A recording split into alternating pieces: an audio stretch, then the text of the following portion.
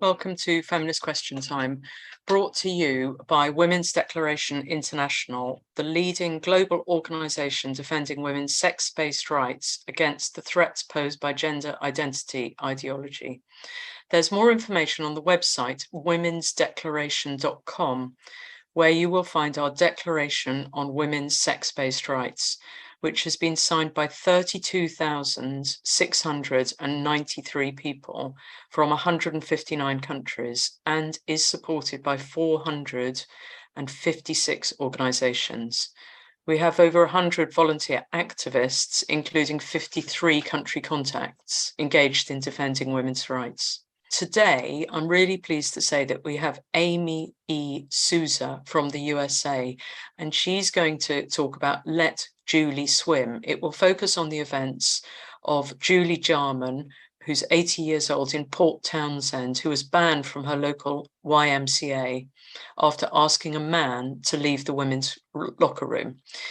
After that, we're going to hear from Melinda Tankard Reist from Australia. She's just got a book out, a new book out, published by Spinifex Press, called He Chose Porn Over Me. And that's a video that we recorded a couple of days ago. So we'll hear from her because it's the middle of the night for her there. And then we're going to hear from T from Lesbians United in the USA, Puberty Suppression, Medicine or Malpractice. And this is an overview of Lesbians United research into puberty suppression, which is covered in depth in the recent publication that we'll put links to. So Amy Sousa, aka @KnownHeretic, on Twitter, has been active in women's rights campaigner for the last 3 years, has organised rallies in Washington, DC to protest Biden's executive order, has protested gender clinics in Seattle, the UN in New York City, protested men in women's sports against Leah Thomas at the NCAA Championship in Atlanta, and most recently staged a press conference event in Amy's hometown of Port Townsend, Washington State, which received international news coverage. She has testified on behalf of women and girls' sex-based rights in state legislatures and school board meetings. She holds an MA in depth psychology and leads workshops, classes, and individual coaching, which focuses on embodied awareness. She has informational videos on her YouTube channel, and we'll put the link in there. And other work can be found at littleredreverberations.com, and we'll put the link for that. So thank you so much for coming, Amy. And I'm going to hand over to you to your talk. I held a press conference called Let Julie Swim. Julie Jaman is a friend of mine. So what happened to her is on July 26th, she was swimming at the YMCA pool. This is a pool that she has gone to for 30 some odd years. She's took her daughters there when they were little, and you know, she was getting out of the pool. She was in the showers. She's behind the flimsy curtain, and she heard a man's voice. She looked out from behind the shower to see that there was a young man, and this man was watching little girls take off their bathing suits in order to use the bathroom. Now, as any woman would be, she was very shocked and horrified. She asked him if he had a penis. He told her that's none of her business. She said, you know, this is not right. You cannot be in here. You need to leave. At this point, another staff member entered the room and, you know, sort of was trying to surmise what was going on. Julie said to this woman, you know, you need to tell him that he needs to leave. At which point, instead of listening to Julie or having any care for her very real concerns, she was told that she was a bigot. She was told that she was harassing this young man, and she was told that she was banned from the YMCA pool for life. She immediately went to the management. The management repeated what the employee had already told her, that she was being a bigot, that she was harassing, and that she was banned from the pool for life. They also said that they were calling the police on her, and they tried to tell her that she couldn't leave. She is a pretty feisty lady. She didn't go along with that.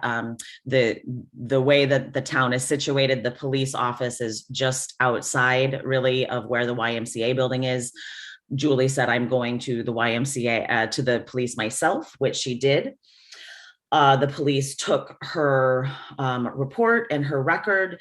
They seemed sympathetic, but ultimately Julie was very confused and concerned. She was highly concerned, and she was confused, of course, why this man would be in there. She called me when she got home because she knows that I speak about these issues, although it hasn't really been something that was on her radar per se. She knows that I do talk about it. And immediately we decided, she was going to write a letter to the paper. We were going to go to the city council and talk about this, which she did. So she was able to go to the city council and speak about this. And her main points were that there was no signage.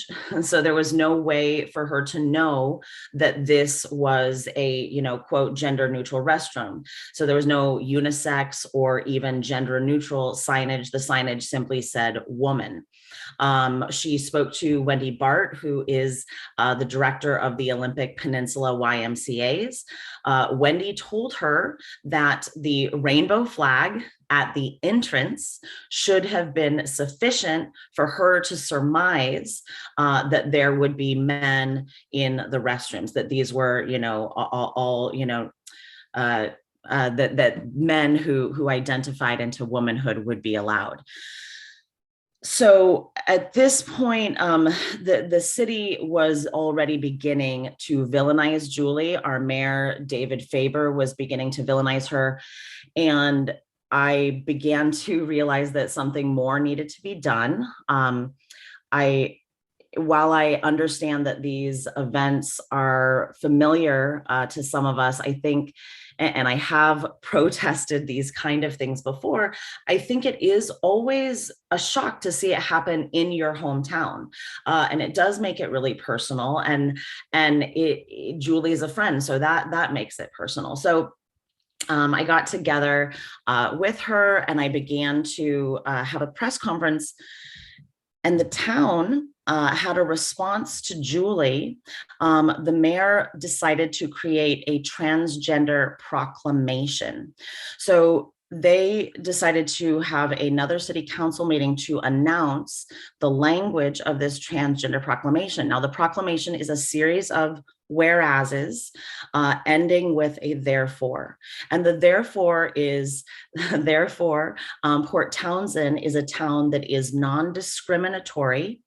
They don't discriminate against age, race, religion, or gender identity, especially against trans people. So the proclamation was about how the town especially does not discriminate against trans people. So, or, whatever that is. So this, of course, was very concerning, and I planned this press release to be on the same day as the city council meeting that was going to present this information. And we planned the press conference to be 1 hour before the city council meeting was beginning, so that we would have plenty of time after the press conference to head over to city council to express our concerns to the city council. The focus of the press event was on women and girls. So this was very clear in how I spoke to my team. It was very clear in how I spoke to the police. I was in contact with the chief of police of my town. I got a permit for my event. I had multiple conversations with the chief of police, Tom Olson, in which I explained to him, sometimes what can happen at these events. I also explained to him that the majority of my group would be elderly women. I asked him what his plan was to keep our groups separate and safe. I told him that women would be unsteady on their feet, and we would need to keep the group separate. He, in our conversations, seemed to listen. He did seem to be friendly to me when we were speaking. However, I couldn't really imagine what happened at the event, because he did seem to be having a back and forth dialogue with me. Not only was I in contact with him, on my team also was a police liaison who was also in communication with the chief of police before the event. My police liaison was the one who I thought would go between my group and the police at the event. I invited a bunch of women. I saw some of them here in the chat. I invited my Tacoma friends of Sovereign Women. And I invited really anyone who would come, but really there ultimately ended up being about 35 of us. So there are about 35 of us at the event, and there were probably 350 or more people who were protesting my event. When the event began, it began in a way. It began in a way that was okay. So we began with a song. Myself and Jennifer Thomas and Gabrielle Clark sang I Am My Mother's Savage Daughter, and it was very interesting because a nice hush fell over this crowd. But really, as soon as the speeches began, the crowd started to move in on us. And by the time Julie was speaking, the crowd had pressed us against the wall. We had linked arms to keep them at bay.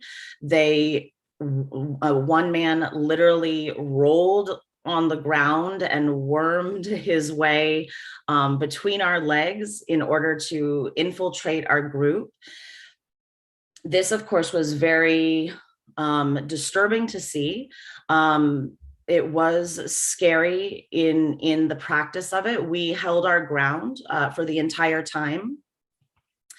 But what was the most concerning, of course, is that the police had no real response. So anyone who has seen my live stream or other women's live stream of this, you can see that the police are standing off across the street and not responding. I know multiple people called 911 during the event, which is our emergency line here in the United States. They were told when they called 911 that the police were on site. Of course, they were on site, but not doing anything. So, and the whole time, the crowd was simply screaming at us, "No hate here." So it was a real cognitive dissonance, because as they were screaming, "No hate here," they were moving in on our group. They were trying to steal things out of our hands, our equipment. They were trying to break our phones. They were stealing our suffragette flags. They tore one woman's shoe off. They knocked elderly women to the ground. They were, doing real violence as they screamed this. It had very much the feel of a modern day witch hunt, where when the town becomes a mob circling the wise women elders, because these were, again, this was very much a group of majority elderly women that this was happening to. When I had interacted with the mayor before this event, I was expressing to the mayor my concerns about what this transgender proclamation would mean. The mayor had responded to me with zippity boop. So this was the mayor's response to the legitimate concerns of women who want our single-sex spaces. And for me, the entire press conference was really about sexism. That was the topic of my speech. And that was where I wanted women to focus their speeches as well, because this is about our sex-based rights. This is about safeguarding. This is about women and girls having spaces where we can be naked and vulnerable and safe. And while the town is saying they do not discriminate against age and race and religion and gender identity, this is a sex-based discrimination. This is an issue of sexism. And I wanted to make clear in our speeches that sexism is an issue that is falling out of social and political consciousness. The other disturbing thing, so this was the point that I wanted to make in the press conference. It's also the point that I wanted to make when addressing city council. And this was the other disturbing thing to see, is that we were not allowed our due process. We were not allowed inside the building to share our feedback at city council because the other side had lined up at like 2 or 3 o'clock around the corner. We had spoken to the police officers to see, were they going to make sure we had equal access to get inside the building? We were told simply, no, it's a first come, first serve situation, and fire codes only allow a certain amount of people. So we were not given our due process to get inside the building. The event was very disturbing. The press conference was very disturbing. Anyone who saw the event, it was very disturbing.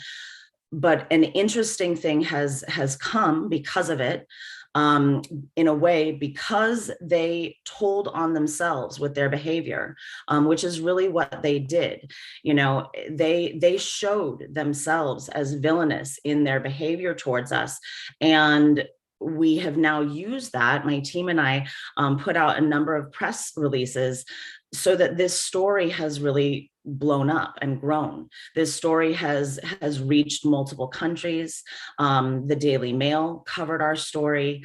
Tucker Carlson here on Fox News, who is everyone's right-wing media that they love to hate a little bit, but he has a great audience of 4 million viewers, saw this story.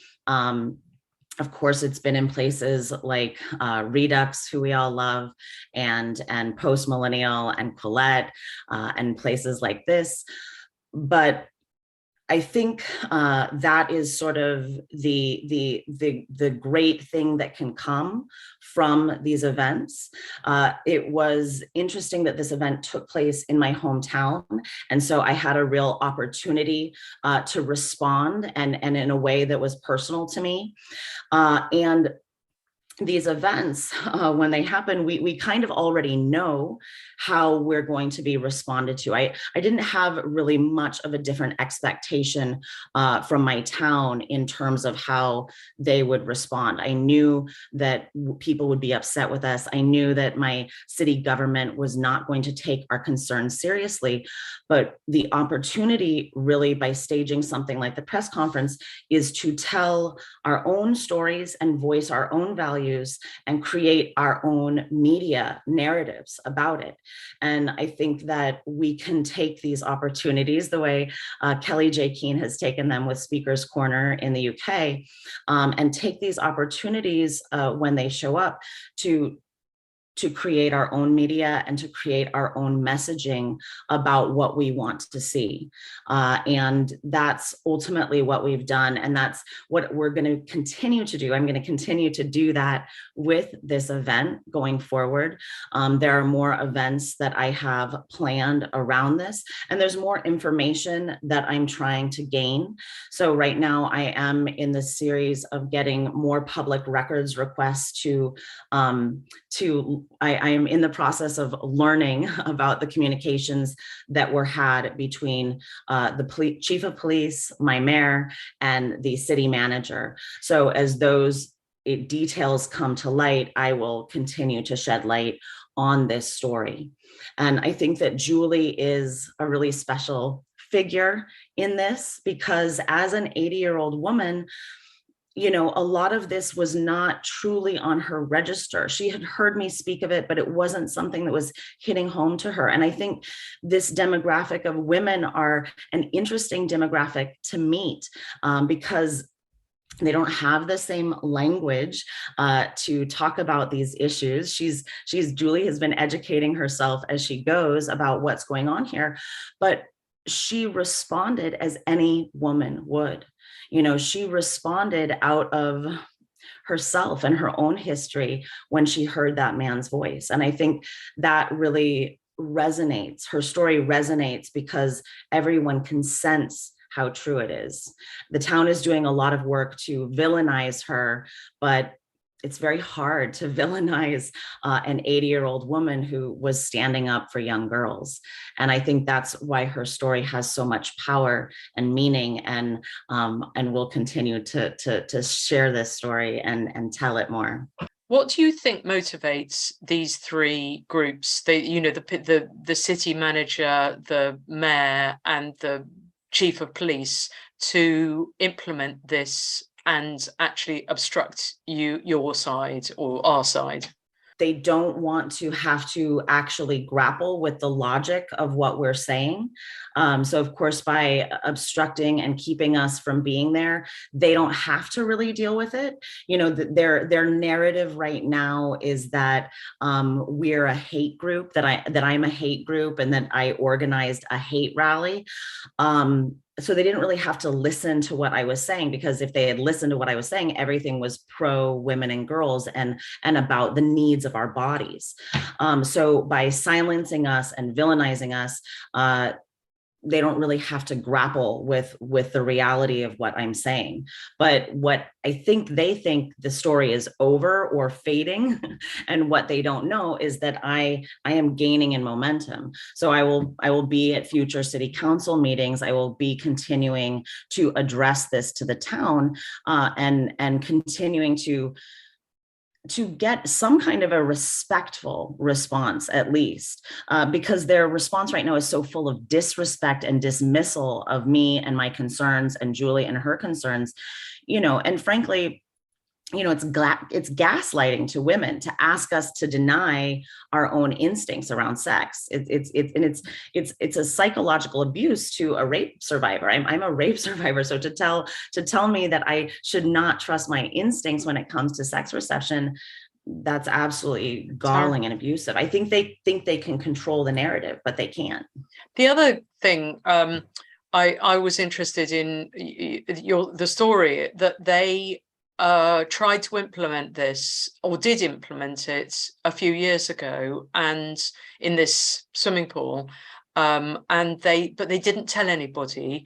And then so when Julie went in, there was no sign up saying we've now changed it.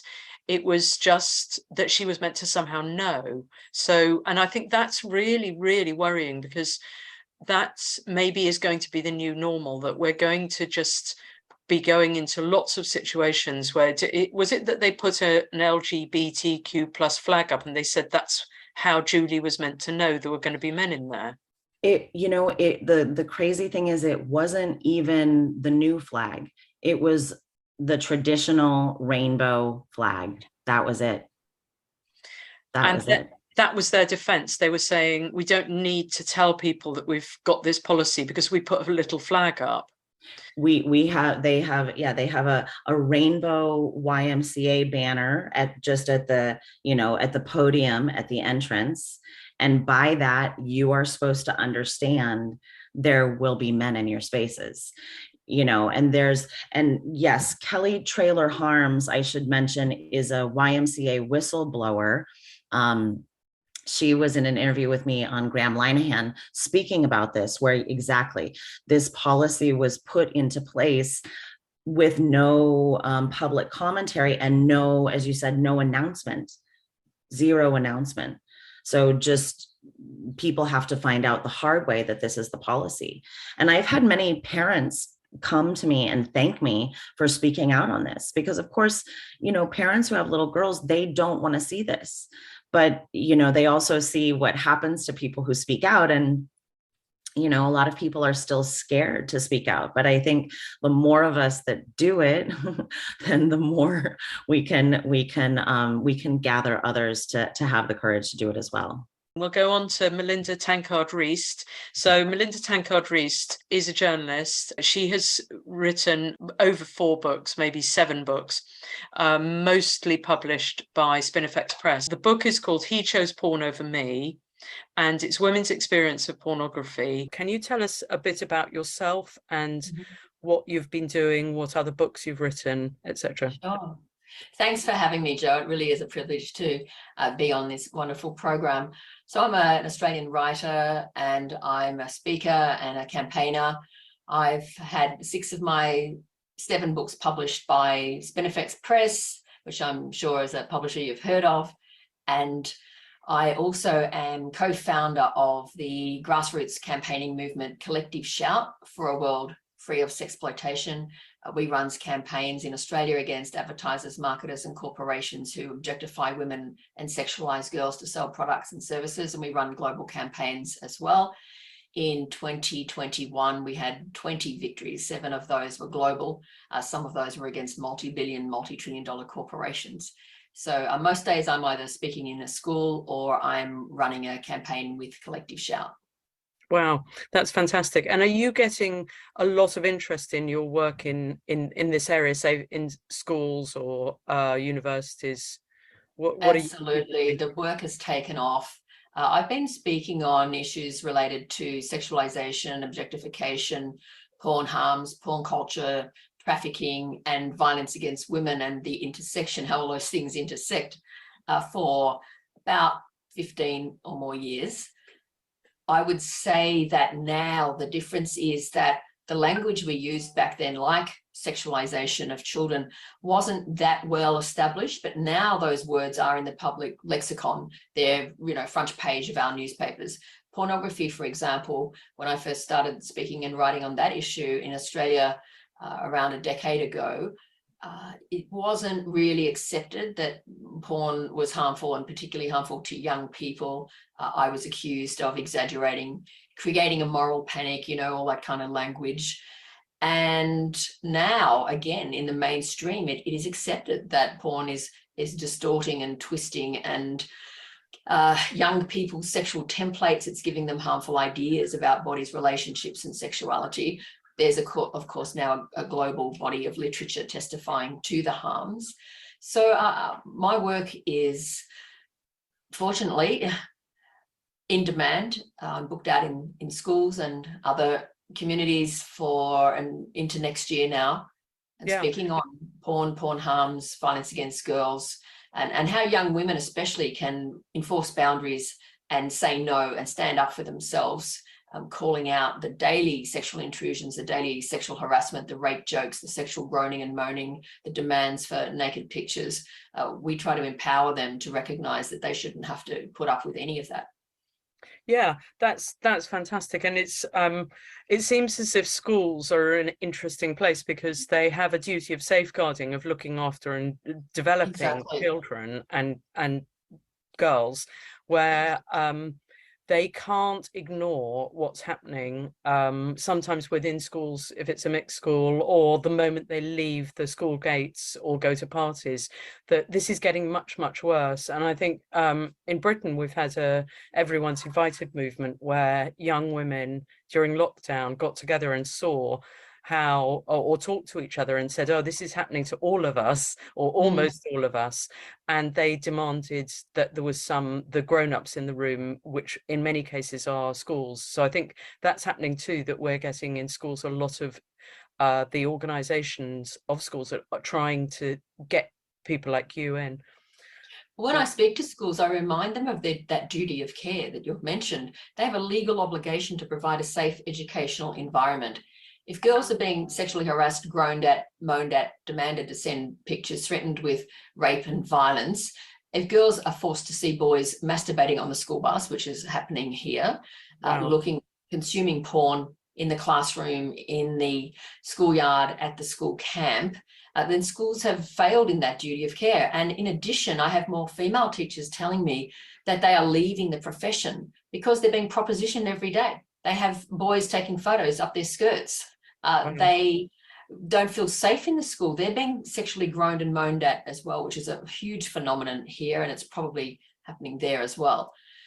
So you're right, they have a legal obligation to their students and also to create a safe workplace. And I say directly to schools, you know, if you don't address this, your school is actually a crime scene. Like, that's how serious this issue is. Yeah. And you're also breeding a generation of sociopaths, because if these boys are allowed to behave like this now, as young as 10, 11, 12, and they're never called out on it, what happens when they enter the police force?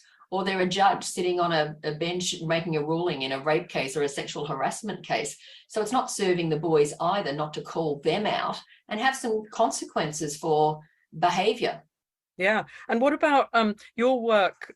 This sounds quite similar to Gail Dine's Culture Reframed. And, you know, she's written Pornland and a range of different things. Do you link up with Gail Dine's at all? Absolutely. Gail endorsed my latest book, and she also has chapters in 2 or 3 of my other books. Gail wrote a wonderful endorsement for the new book, He Chose Porn Over Me, and in fact said she couldn't put it down. So it was wonderful to have Gail's endorsements. But yeah, we value our global partners. You know, we need to work together if we're going to rein in this predatory global multi-billion-dollar industry, which is causing so much devastation and destruction. Yeah, that's great. So could you tell us about the book and sort of introduce to women why they would want to buy it? Yeah, sure. Well, something I've tried to do as a writer over many years is to document the lived experiences of women, the personal narratives of women, and particularly stories that haven't been told, haven't had the attention they warrant. And it seemed to me the time had come for a collection of stories from women on the lived experience of it being in a relationship with a habitual porn consuming male who won't change, doesn't want to change. And it really came about when, at the end of last year, I shared a post about a young woman in her early 20s who just called off her wedding the same week she discovered that her fiance was a compulsive porn user. And women started responding and saying, well, I wish I'd called off my wedding. I wish I'd heard the advice, don't date men who use porn. I wish I'd seen the warning signs. I wish I'd seen the red flags. And I thought, I think there's a book, I think there's a collection here, because the stories just kept coming. So I started contacting the women who were commenting all over my social media pages and invited them to contribute. And 25 did. Well, I had more than 25, but I published 25 because I wanted to really show an inside view of, well, what is it like? What is it like that the man would prefer porn to her, or, you know, demand vile, degrading, depersonalizing, dehumanizing sex acts, or a demand that she consume porn with him, or demand that she be filmed to make their own homemade porn. What does that feel like? You know, what is it like to sort of sacrifice yourself to a habitual porn user? And should you have to do that? For some women, they were just completely ignored by their partner because she couldn't compete with what he found online. So she ends up abandoned, you know, neglected. And yeah, they're the stories I wanted to tell. One, as a warning to younger women, don't date men who use porn. And secondly, a sort of as a permission-giving collection saying, you know, you shouldn't have to endure this, because some of these women were waiting 20, 30 years for him to change. They felt they couldn't, you know, break the marriage. They had to support him. They had to be there for him. It would be wrong of them. And of course, they've got an entire therapeutic industry telling them that it's her fault, not his. She's hung up about sex. This is what all men do, and she should service him at his every demand. And so it was really to say to those women, look, you don't have to live a half life. You shouldn't have to completely sacrifice yourself for this man who really does not care for you. You shouldn't have to put up with his entitlement. His really young women are being groomed to accept sexual assault by men who don't value their full humanity. And so really it was, to help those women to see that they should be allowed to exit and not put up with the emotional and psychological abuse, which so many have. Yeah. Oh, that's fantastic. So there are stories from women in the last few years, so that and then also some explanation or analysis of how you don't have to put up with it. That's great. So are you able to read us a bit of the book? I certainly can. Yeah. I'll read from my speech that I gave at the global launch, which is basically taken from the introduction to the book. So we have the introduction, which is an analysis, and then we have 25 stories, and then we also have a resource section to help women to know where to get help. So the 25 women in this book were collateral damage in their partner's insatiable greed for porn. Their stories tell of the crushing of intimacy, respect, connection, and love. The women felt inadequate, devalued, not able to compete, never good enough. Porn colonized their union, their families and homes, seeped into every aspect of their lives, leaving women rejected and scarred. Porn consumption changed the way their partner acted towards them. Quote, "He used me like a blow-up doll," writes Florence. Women told of a total lack of respect for their boundaries, an overblown sense of entitlement, expectations that they would provide sex on demand and participate in sex acts they found degrading and demeaning. The man's gratification triumphed empathy every time. Women described having to replicate the performance of women in the porn industry, with their partners expecting a porn star experience. The women could tell when their partners were using porn or having a relapse because the nature of the sex changed.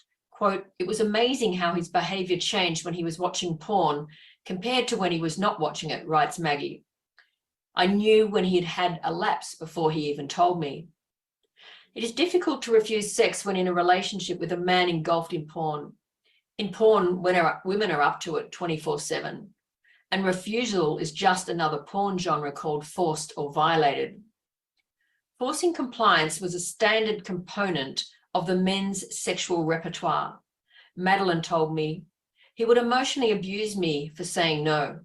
And Kate wrote in the book, "After being forced to perform sexual tasks for his own pleasure, I would lie in bed and cry silently."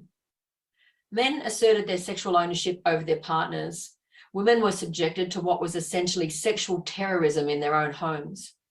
The men, turbocharged by porn, were intoxicated by sexualized power. Some women made the stomach-churning discovery of child sexual exploitation material on their partner's computer.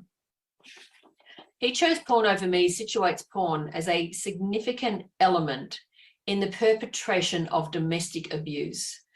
The men in this book carried out physical, mental, financial, verbal, emotional, and spiritual violence. The porn that the men were consuming translated into sexual and emotional abuse and coercive control of their partners.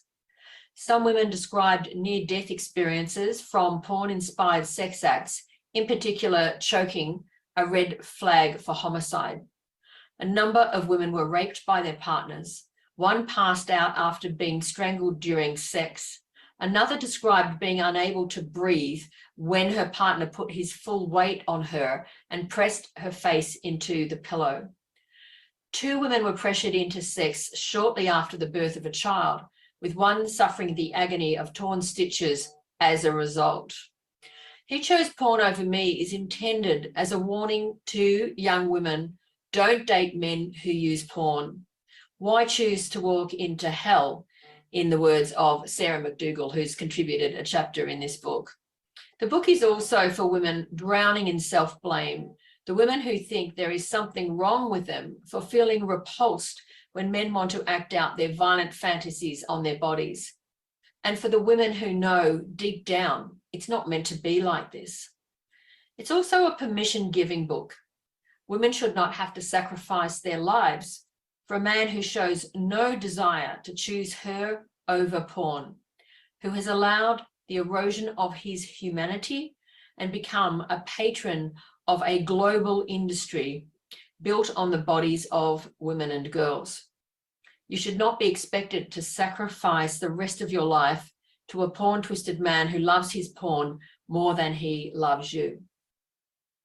The women who tell their distressing stories are now rebuilding and reclaiming their lives. and they want their experiences to be of help to other women. They have generously offered their advice in the hope that lessons can be learned, that relationships with men hooked up to pornography's misogyny drip system will not lead to happiness and flourishing.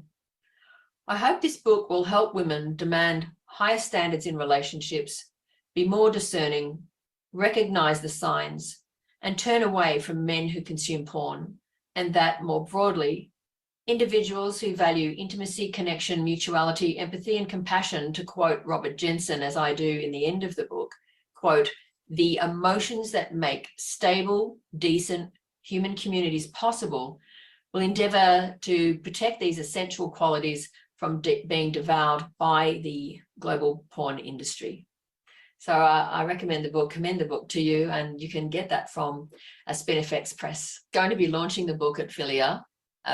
It's such a wonderful opportunity. I'm so grateful to speak at the biggest feminist conference in Europe.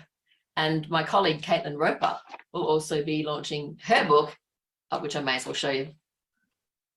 Sex Dolls, Robots and Women Hating, A Case for Resistance. So 2 Spinifex books that have just come out, one after the other. And we will have the privilege of launching our new titles at that conference. As you were reading, I had a couple of sort of questions or points I wanted to make. That one of the things that you seem to be sort of saying is that the driver of male behavior these women are experiencing, and because of porn culture, this total, we're living in a complete porn culture, that the sexual driver of getting women to behave as porn stars seems to be sort of central to a lot of how they behave if they're consuming it, if they're hooked into it. And because so many men are, how far do you think that this sexual motive, this drive to use women sexually as objects, porn objects, is central to women's subordination, to this patriarchy? Oh, so significant. I'm seeing it enacted every day. The stories that I'm hearing are getting worse. So what the porn industry does is it takes an already pre-existing sense of entitlement that boys are taught from a very young age, and it puts that entitlement on steroids. So girls tell us stories like, he went for my throat without even asking, or he wanted to hit me, gag me, tie me up, bind me, act out sadomasochistic acts on me. And this is not just happening in porn, which is the biggest department of education in the world. The kids are seeing this stuff on TikTok.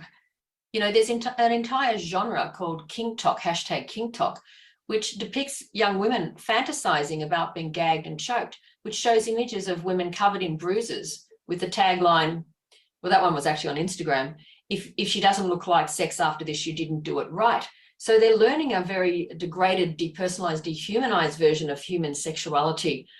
What hope is there for forming long-term intimate partnerships and connections when porn basically says women are meat and you can do whatever you want to them? So increasingly younger girls are describing violent, sexually aggressive acts that increasingly younger boys want to carry out on them. We've seen a rise of child-on-child sexual assault in schools at rates never before seen. And that's because of this experiment on the sexual development of our young people. So I think it's playing a massive role, because girls tell me they think there's something wrong with them if they don't want to be subjected to bondage and so-called kink practices. They think they must be hung up and prudish, rather than, as we try to help them to do, critiquing the culture that makes them feel that way, because it serves men and it serves the sex industry for young women to think, oh, well, this is empowering, this is liberating, this is sex positive, because, God forbid you wouldn't want to look sex positive. But what does that really mean? But, I mean, I think that definitely it's fantastic to talk to young women and to give this message, and the book sounds amazing, and it's good for any women to sort of have this message, don't date men who use porn. But a sort of feminist, I often see this on social media, is just don't date men. And it's true. It's true. You could don't date men. I mean, and then I'm just going to sort of say that this other thing I was thinking when you were talking is this old time joke saying, what's the difference between a radical feminist and a lesbian? And it's 3 months. And what they're saying is that in the joke is that when you start to see what's going on, which your book's showing, you sort of go through this process of thinking, okay, don't date men who use porn, and then you think, oh, well, they all use porn, or they lie about it. And so if you have been in a relationship with a man, then often there are no men who don't use porn. And so an option, you know, that political lesbianism would say is you can choose in the circumstances, or choose a sensible thing to reconstruct or sort of have a sexuality, or to open your sexuality to the lesbian part of it. But that's what many of us would say. But what do you think? I mean, how can you find men? How can young women find males who don't use porn? I mean, presumably all the boys are going to lie.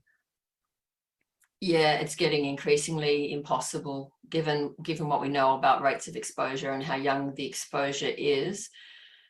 I don't know that it will be possible, to be honest. I have girls telling me actually they've decided, even though they don't consider themselves a lesbian, but they have decided to not have anything to do with young men, because what's on offer is so disgusting to them that they're actually telling me that they've chosen to be voluntarily celibate because they don't want anything to do with these boys.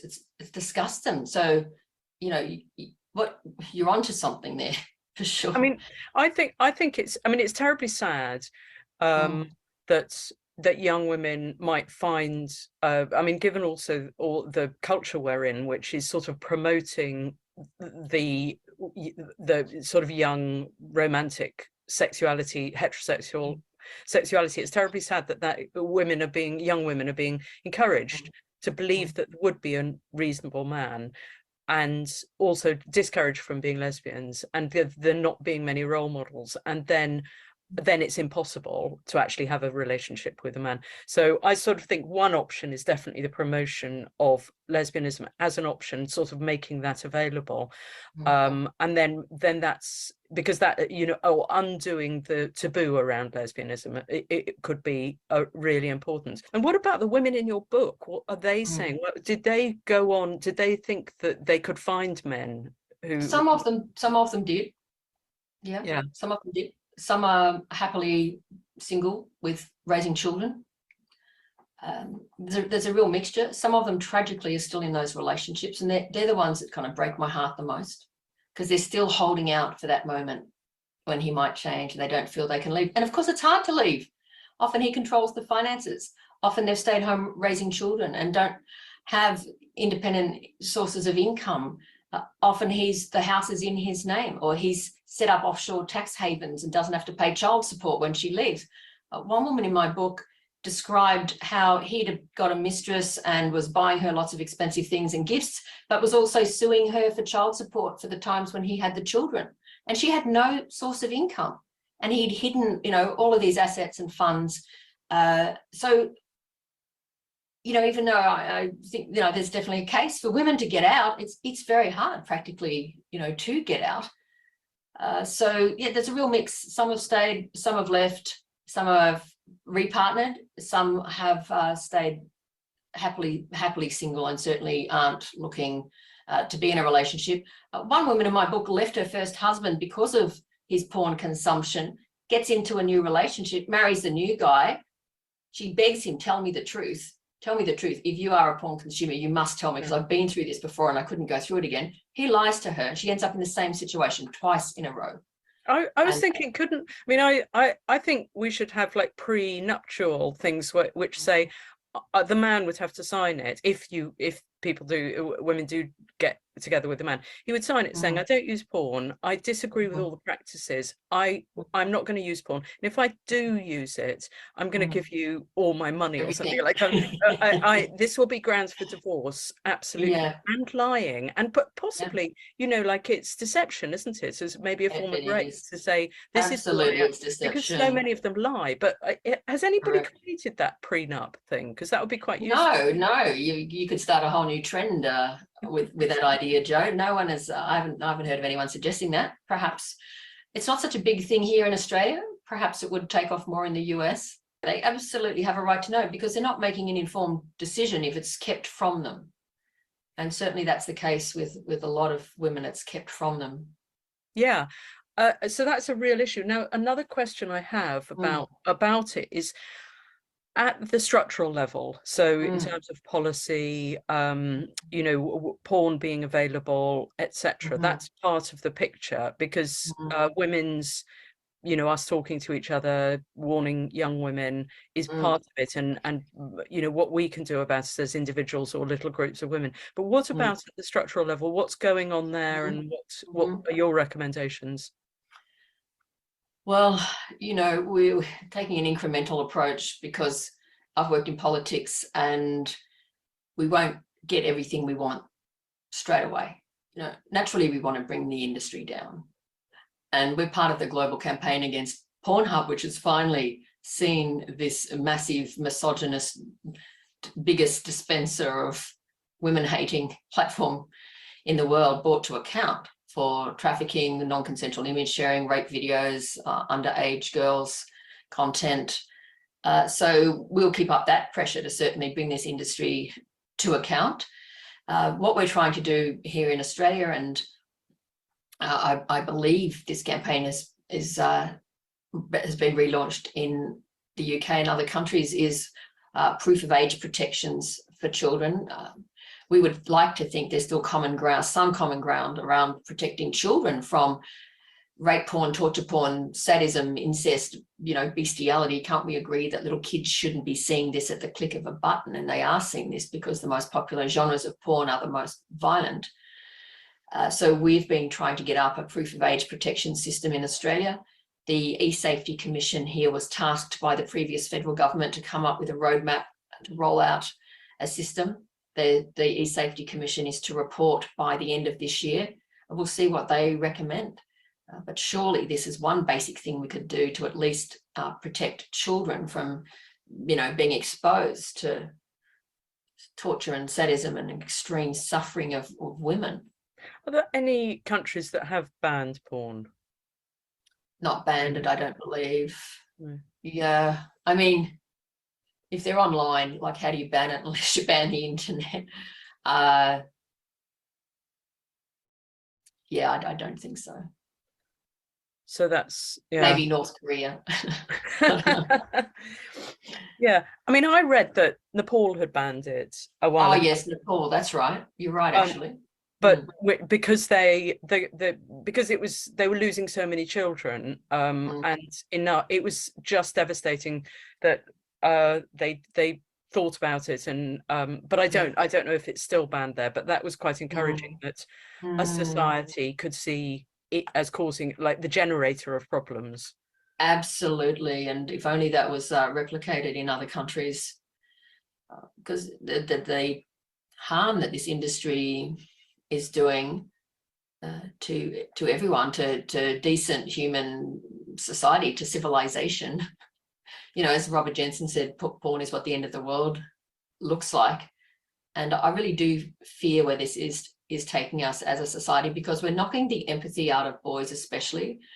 So we're seeing more degraded and debased, brutal, callous behaviour in younger boys. Yeah.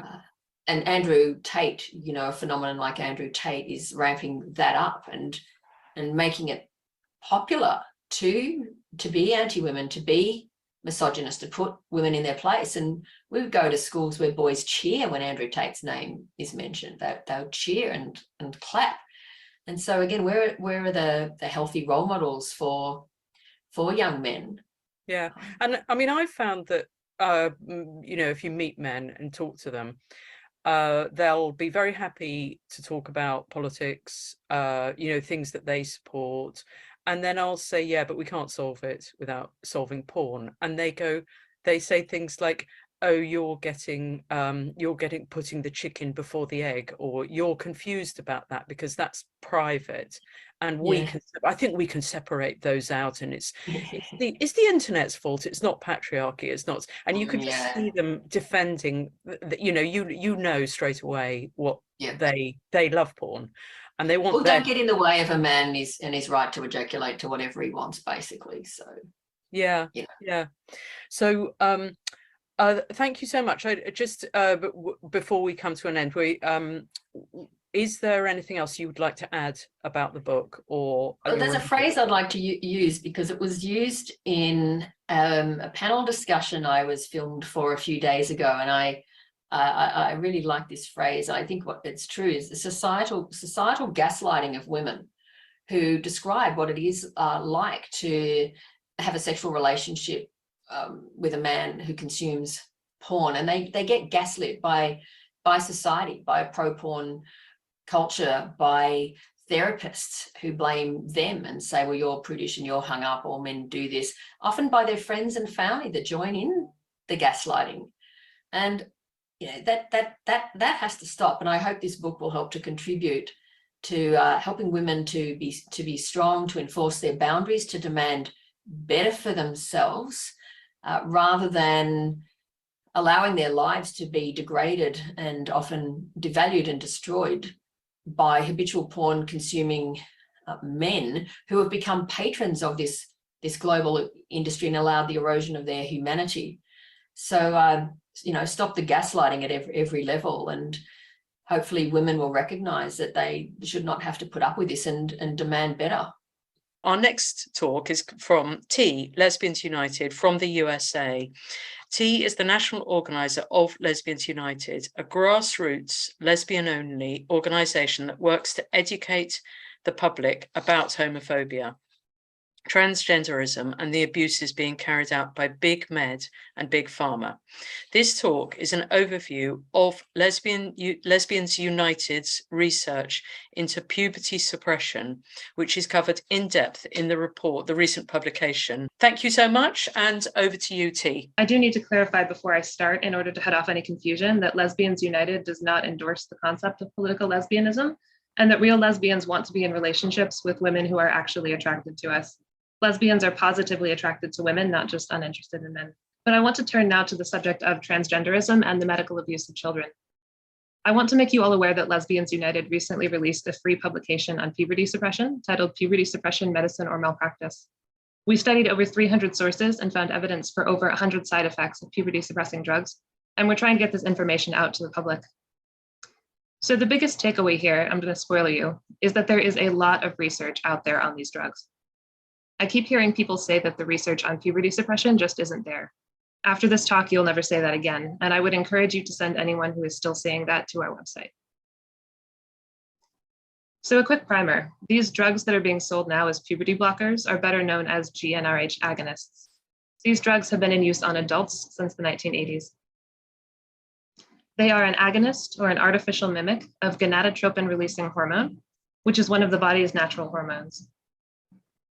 During adolescence and adulthood, natural GnRH is produced in the hypothalamus, a part of the brain, and picked up by special receptors on the pituitary gland. This isn't the greatest brain diagram, but you can see basically where this happens. GnRH agonists bind to special receptors on the pituitary gland, just like the natural hormone does. In its natural form, GnRH signals the pituitary gland to produce something called luteinizing hormone, LH. And LH in turn signals the gonads to produce the sex hormones. The body naturally produces GnRH in pulses, so this is how the pituitary gland is designed to process it. But GnRH agonists work continuously. In doing so, they overstimulate the GnRH receptors, and the pituitary gland gets overloaded and stops processing GnRH in self-defense. No GnRH processing means no LH, which means no sex hormones.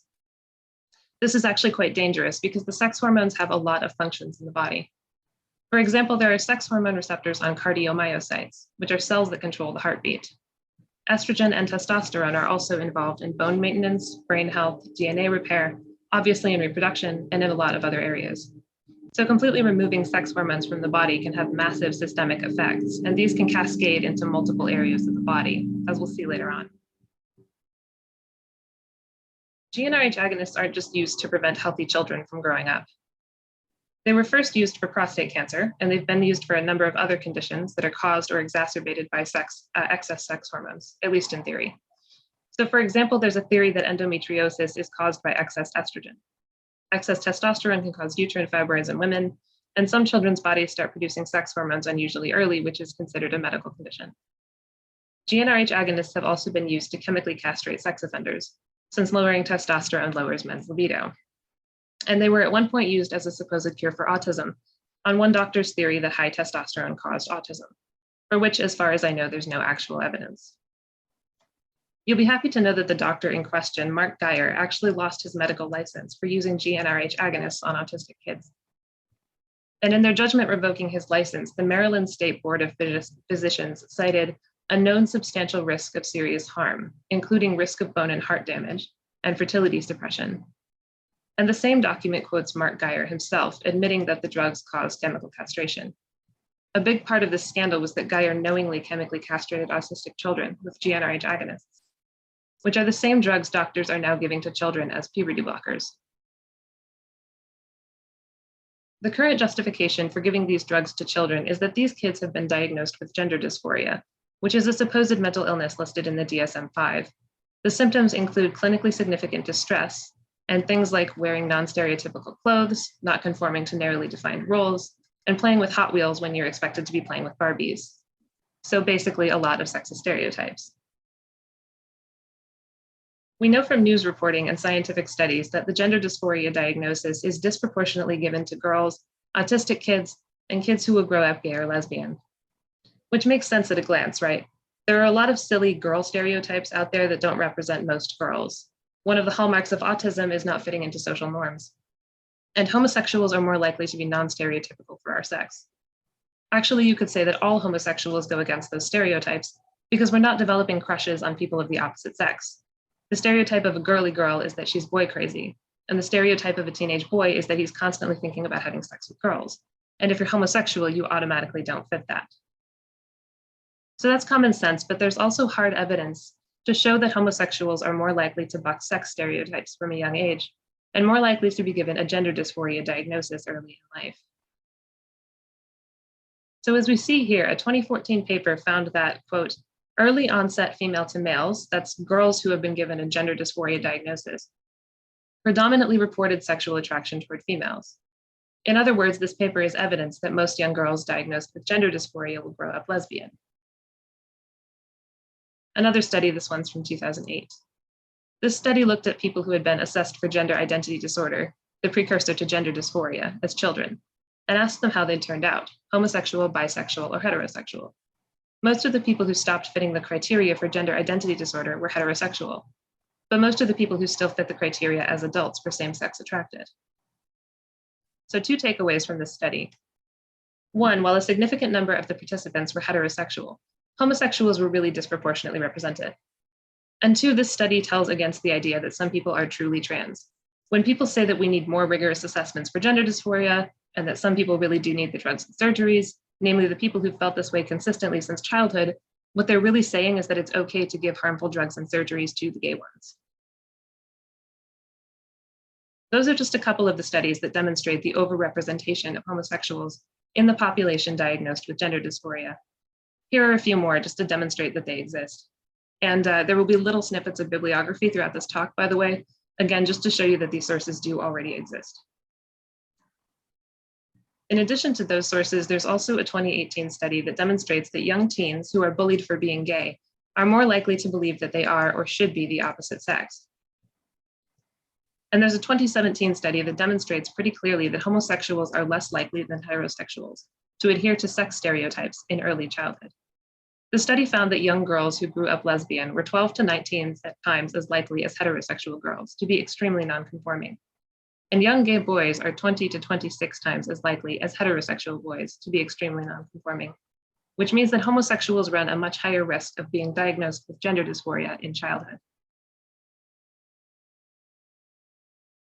And I'll finish the section with this one. It's from a study of puberty suppression, and it's really stark.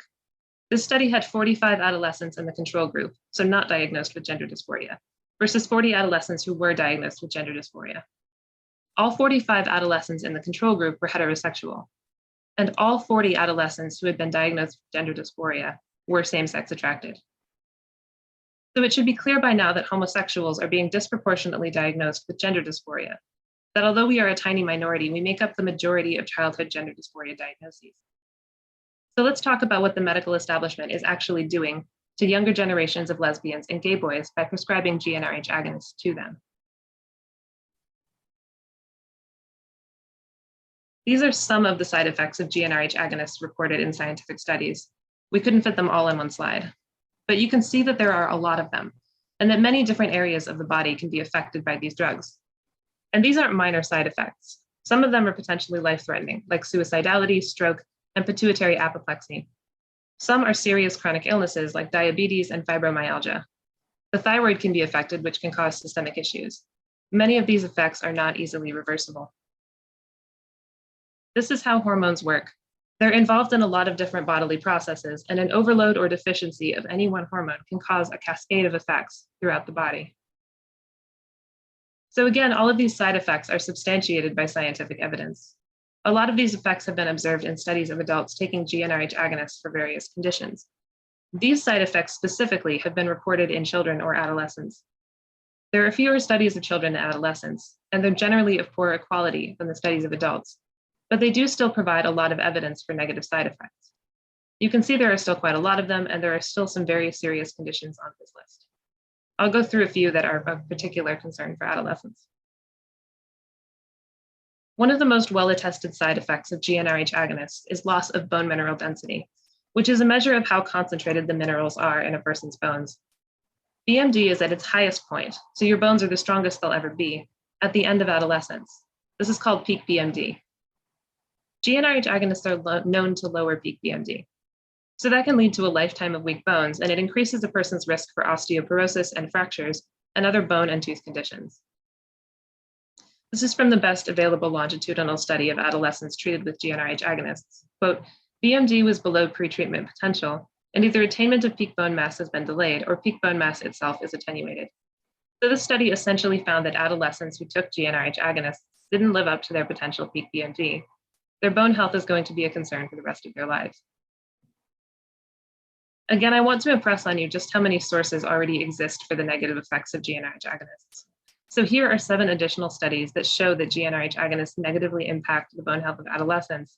And here are just some of the studies of adults that show that GnRH agonists negatively impact adults' BMD and increase osteoporosis risk and fracture risk.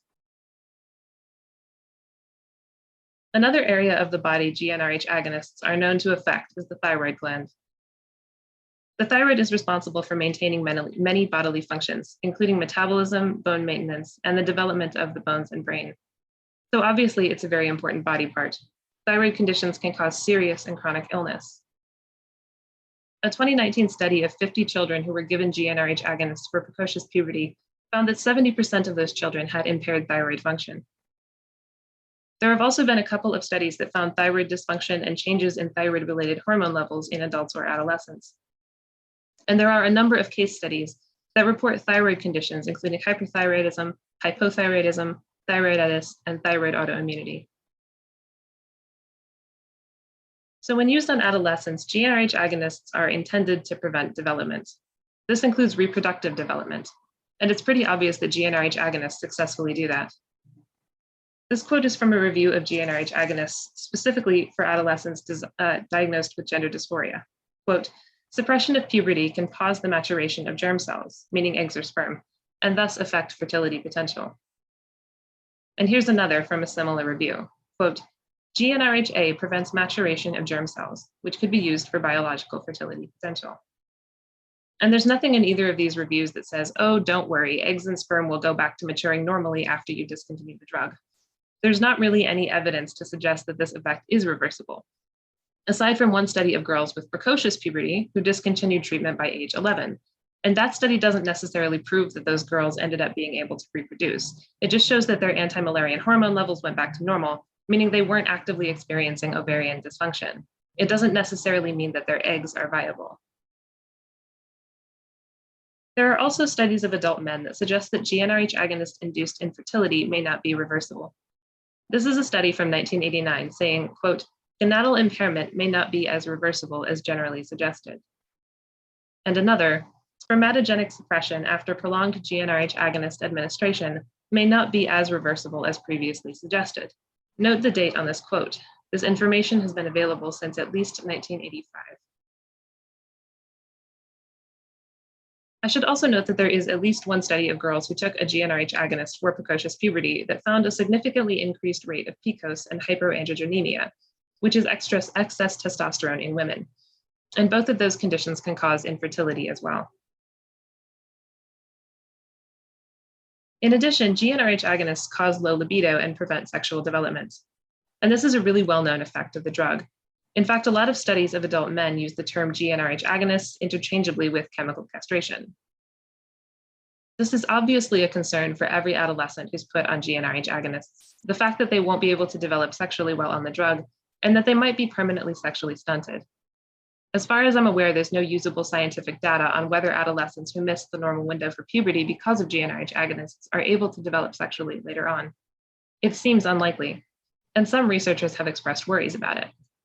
This is from Corte et al. 2008, which reviewed some of the issues around GnRH agonists for adolescents. Quote, "Early hormone therapy may interfere with the patient's development as a homosexual. This may not be in the interest of patients who, as a result of hormone therapy, can no longer have the decisive experiences that enable them to establish a homosexual identity." Basically, GnRH agonists might prevent some adolescents from realizing that they're homosexual because they're not able to have any sexual urges at all.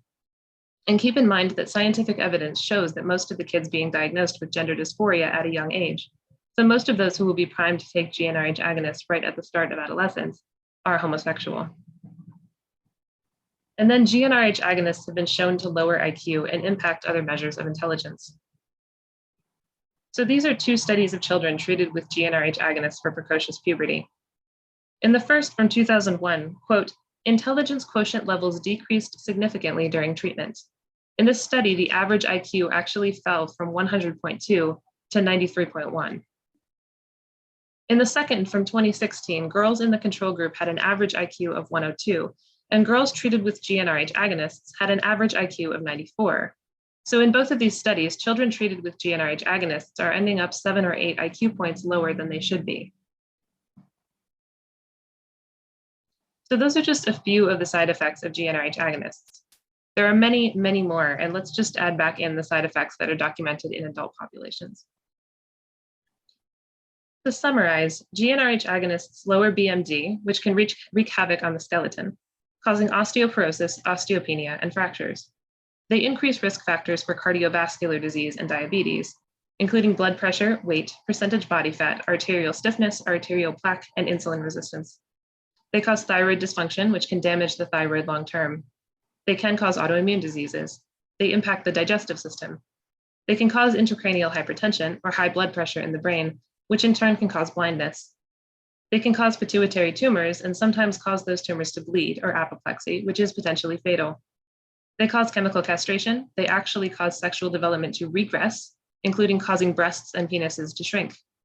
They cause infertility, which may not be reversible even in adult populations. They have been shown to lower IQ in children, and they can impair cognitive function like working memory, attention, executive function, and visual spatial ability, and cause memory loss. They may cause chronic pain conditions like fibromyalgia and other muscle-related conditions, including rhabdomyolysis, which is potentially deadly. I'm about to touch specifically on the mental health side effects, but I want to leave this slide up for a moment and read to you what WPATH, the World Professional Organization for Transgender Health, says about GnRH agonists. WPATH calls puberty suppression fully reversible several times in its standards of care. That document goes on to say, quote, "Adolescents may be eligible for puberty suppressing hormones as soon as pubertal changes have begun. In order for adolescents and their parents to make an informed decision about pubertal delay, it is recommended that adolescents experience the onset of puberty to at least 10 or stage 2.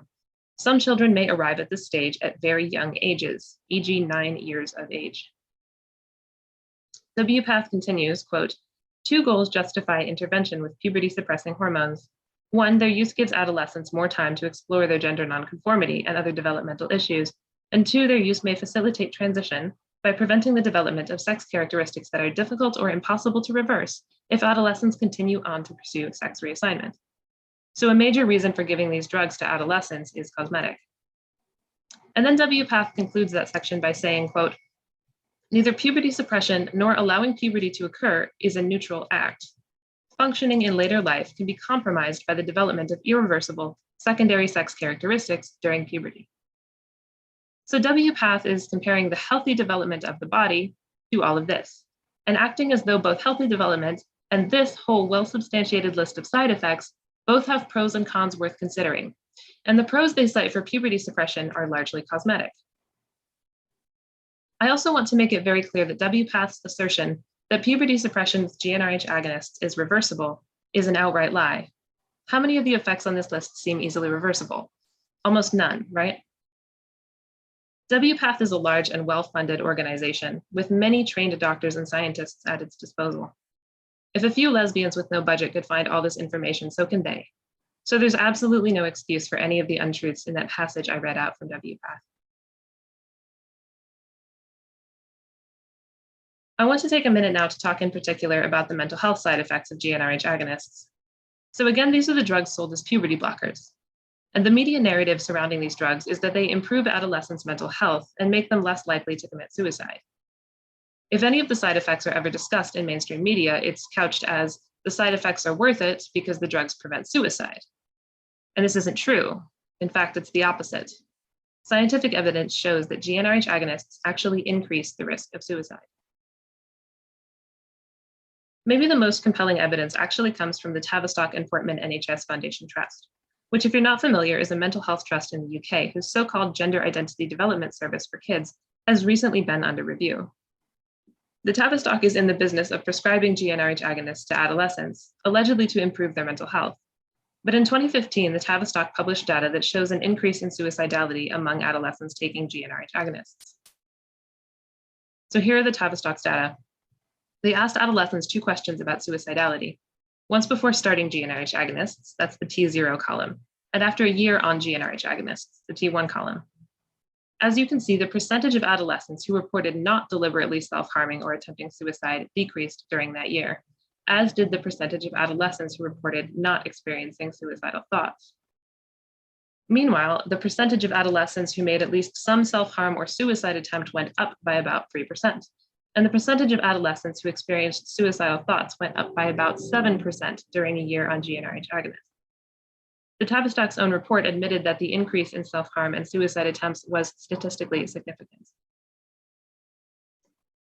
So in addition to data from the Tavistock, we also know that Gnrh agonists cause or worsen other mental health conditions, which are themselves risk factors for suicide. These include depression, anxiety, and insomnia. And there have also been several case studies of adults who developed mania or psychosis after taking Gnrh agonists. And all of these conditions have been linked to an increased risk of suicide.